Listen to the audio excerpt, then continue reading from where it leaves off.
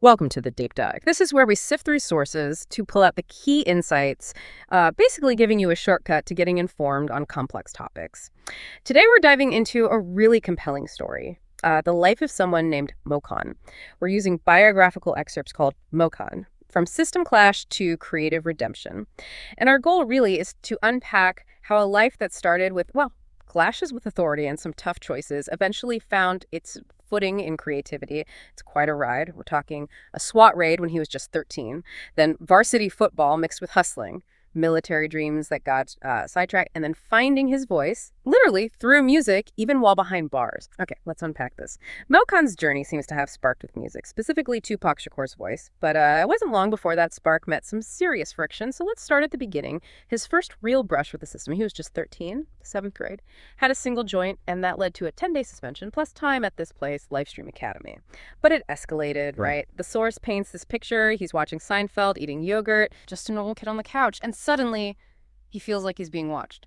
Minutes later, SWAT team banging on the door. They raid the place based on, suspicion, and they find absolutely nothing illegal, just some High Times magazines. Imagine that. It's a really stark image, isn't it? Because like you said, they found nothing. But that incident itself, it immediately sort of tagged him. The source says it marked him as someone the system had already misread. And you have to think about what that does, right? That early on. Being labeled, being targeted like that by authority figures, does it maybe subtly push someone towards fulfilling that negative expectation?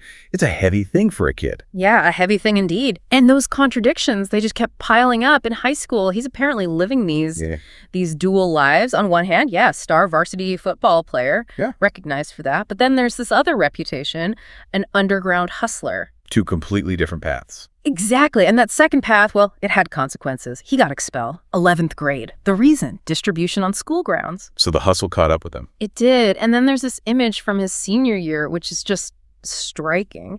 He's apparently carrying pounds of weed in a military-issued duffel bag.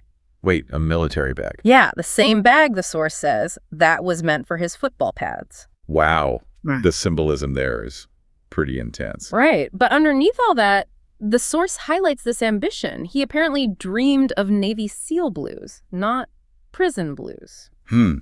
So high aspirations, but actions that seem to pull in the completely opposite direction. That's where the complexity really is, isn't it? It speaks volumes about the pressures, maybe the conflicting desires young people grapple with. It's not always logical. Sometimes it's about immediate status or fitting in, or maybe just poor choices overriding those bigger dreams, like two different people operating inside. So after high school, he tries to make a change, a real pivot.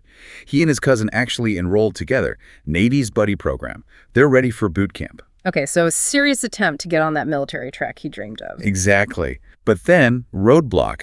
One word from his past.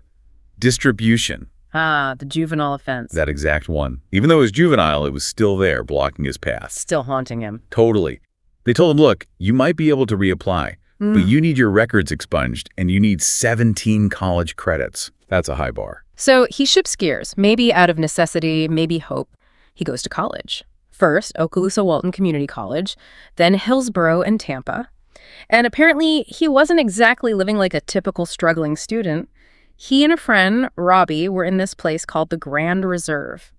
The source calls it lavish, like far above the student norm. Interesting detail. Almost like echoes of the previous hustle lifestyle, maybe? Could be.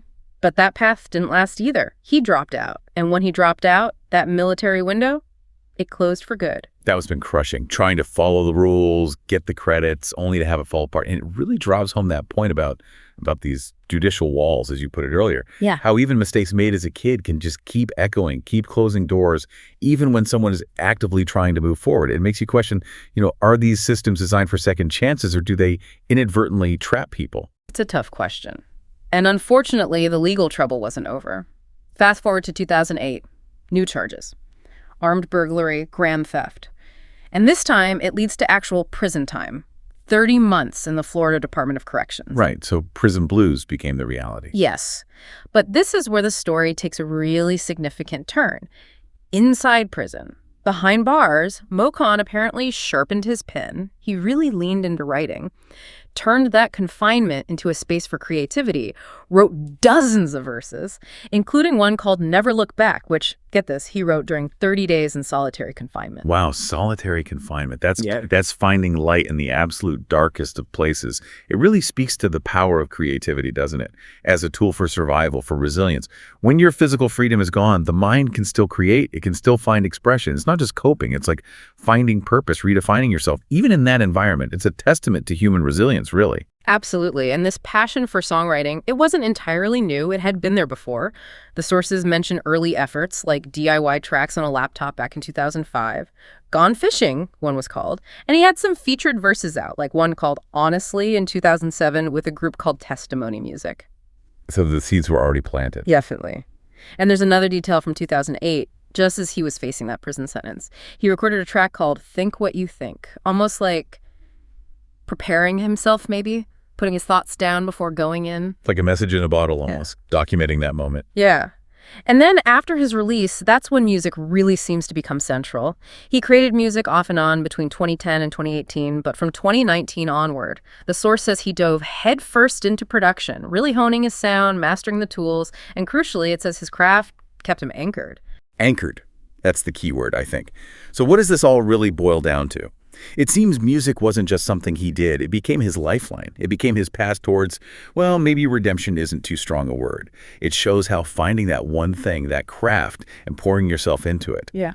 Especially after facing such huge setbacks, both personal and systemic. How powerful that can be. It provides structure, purpose, a way to redefine yourself on your own terms. Through creation. It's an incredible arc, really, from those early clashes, the SWAT team, the contradictions, through the derailed dreams, the prison time, to finding this redemption, this anchor in music, a really profound transformation, fueled by just sticking with his craft despite everything. It really is. And MOKON's story, I think, it illustrates something powerful about navigating life's curveballs, its contradictions. It highlights how a deep passion can become that essential anchor. So maybe the thought to leave our listeners with is this. What part of MOKON's journey hits home for you? And what does it make you think about finding your own anchor, your own path forward, no matter what obstacles life throws your way? That's a great question to ponder. Thank you for joining us on this deep dive into MOKON's life and his journey toward creative redemption. We hope you continue to explore the fascinating stories and insights hidden all around us.